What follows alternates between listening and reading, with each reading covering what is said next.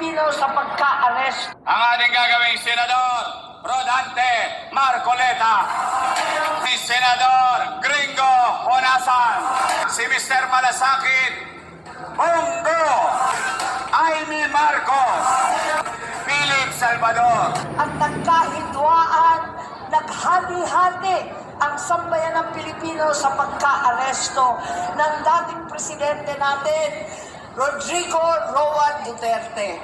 Hindi ko na kinaya na sumama pa sa alyansa. Kailangan nila sa kanilang edukasyon, sa kanilang eskwela, sa premiado kong paaralan, ang tataas ng presyo ng mga libro, ng mga notebooks, lalo na po na matrikula. Sa pampublikong paaralan po, marami po tayong guro.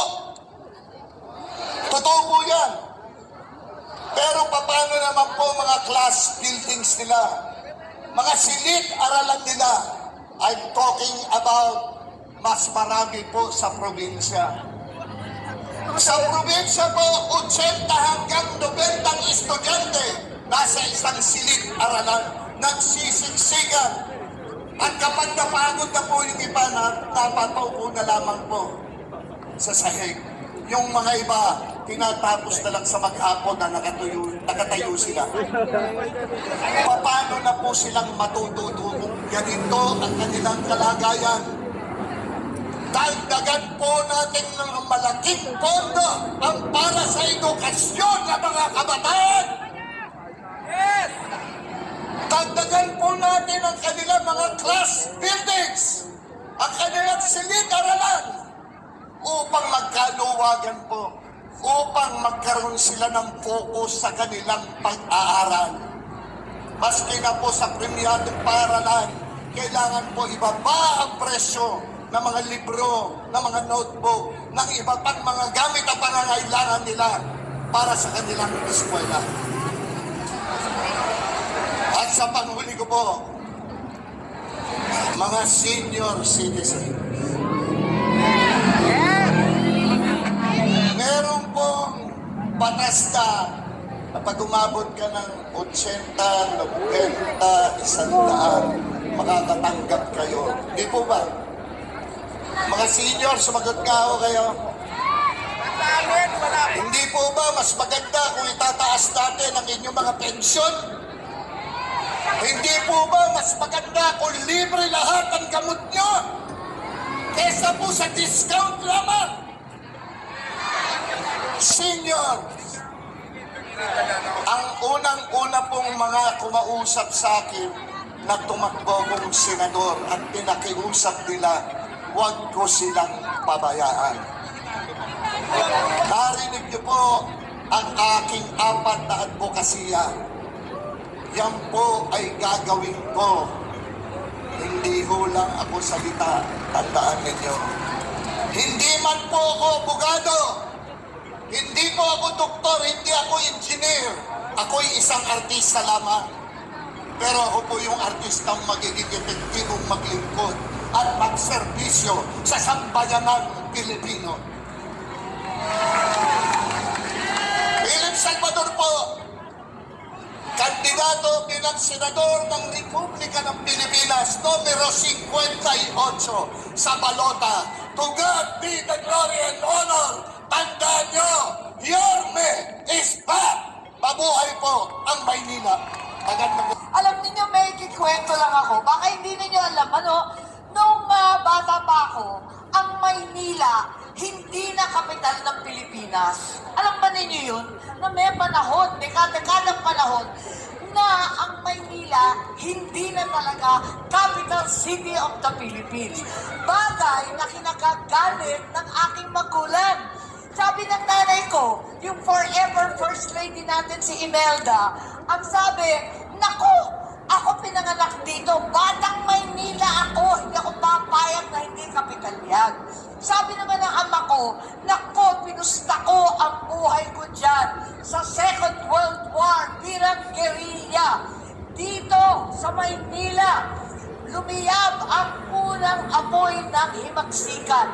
Dito sa Maynila, nakita natin si Andres Bonifacio, Emilio Jacinto at lahat ng bayani dito dumanak ang dugo. Dito karapat dapat lamang na maging kapital ng Pilipinas ulit. Pagkat dito sa Maynila, may ibang pamayanan. Iba ang komunidad, iba ang tapang, iba ang pagkakaisa, iba ang utang na loob, lahat ng katangian ng Pilipino. At pinangatawanan ng ama ko, ang uring na Presidente Ferdinand Marcos noong 1976, matapos ang 28 anyos, balik na naman sa Maynila ang pagiging kapital ng ating bansa. Napakalaking bagay po, Presidential Decree number 940. Manila ang pinagmamalaki natin sa buong mundo. Manila ang kinikilalang puso at diwa ng Pilipinas. At alam din natin, ang babalik na Yorme Isko, nananalaytay sa kanyang mga ugat ang dugo ng tunay na Manilenyo. Matapang, tapang na hindi lamang sa digmaan, kundi tapang sa bakbakan ng hirap ng buhay. Lumaking mahirap, kaya lumaban at nagsumikap. Lumaking mangmangsana, puspusan nag-aral. Lumaban sa katiwalian, naging matagumpay. Yan ang tanging Manginenyo. At talagang tuwan-tuwa po ako. Alam po ninyo, napakalungkot nung nakaraang linggo, nabalitaan natin at nagkahidwaan, naghati-hati ang sambayan ng Pilipino sa pagka-aresto ng dating presidente natin, Rodrigo Roa Duterte.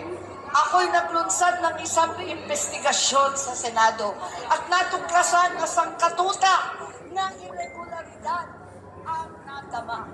Kaya para sa akin, isang matinding dagok sa ating soberanya na pinaglaban dito sa Manila at sa buong kapulungan ang nangyari.